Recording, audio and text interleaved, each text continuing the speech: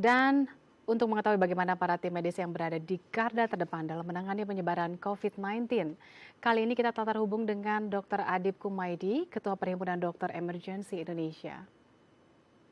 Selamat pagi, Dok. Selamat pagi, Mbak. Tetap sehat ya, Dok? Alhamdulillah, semoga semuanya sehat. Iya, Dok. Mungkin bisa dijelaskan dengan adanya peningkatan pasien positif COVID-19, bagaimana kondisi para tenaga medis yang menangani pasien saat ini?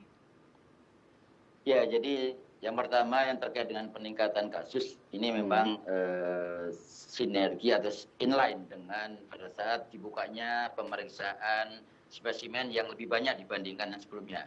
Karena di awal yang hanya dibuka pada 1, kemudian berkembang 3, berkembang 17, dan saat ini mungkin bisa lebih dari itu karena beberapa tempat yang bisa melakukan sudah diperbolehkan untuk melakukan pemeriksaan, dan ini memberikan sebuah konsekuensi memang gradual atau naiknya ini akan semakin meningkat, apalagi di daerah-daerah di luar wilayah Jakarta.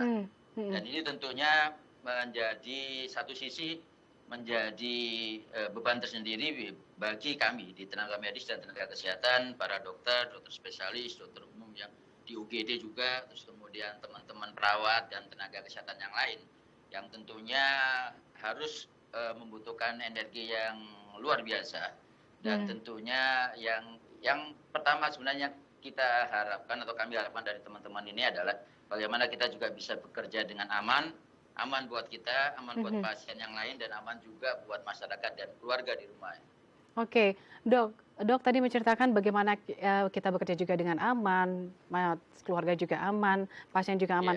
Lalu bagaimana dengan ketersediaan APD, Dok? Apakah para tim medis juga sudah melengkapi APD-nya, baik itu yang di daerah maupun yang di Jakarta?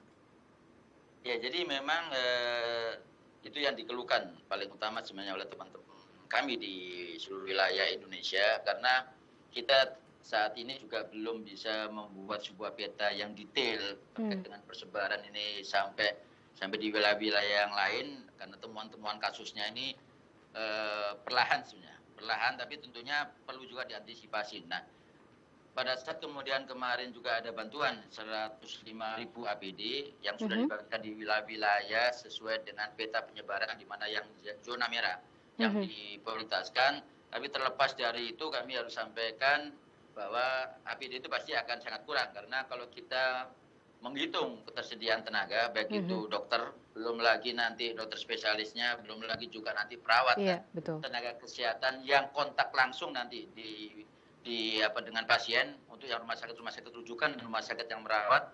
Nah, tentunya ini juga perlu menjadi perhatian, dan mohon maaf jika kemudian ada beberapa teman sejawat yang membuat improvisasi sendiri, karena memang begitu langkanya alat ini atau APD ini bagi mereka, dan tapi mereka harus melakukan proteksi, karena sekali lagi bukan untuk keamanan dokternya saja, tapi juga untuk keamanan masyarakat dan pasien-pasien yang lain juga.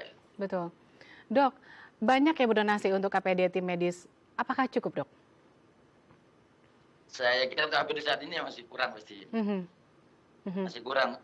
Dan rumah sakit sebenarnya terutama prioritas sepertinya ke tempat-tempat fasilitas kesehatan milik pemerintah.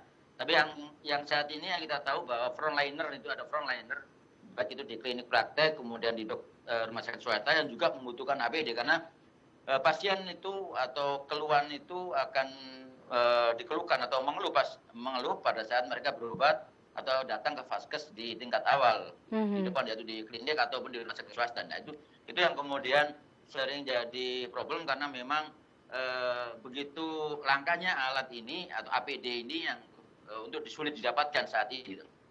Baik, terima kasih Dr. Adib Kumaydi, Ketua Perhimpunan Dokter Emergency Indonesia. Tetap sehat dan tetap menjaga kesehatan, dan semoga tim medis kita juga di sana juga bisa bekerja meskipun dengan keterbatasan ya, Dok ya. Ya, terima kasih Mbak. Ya.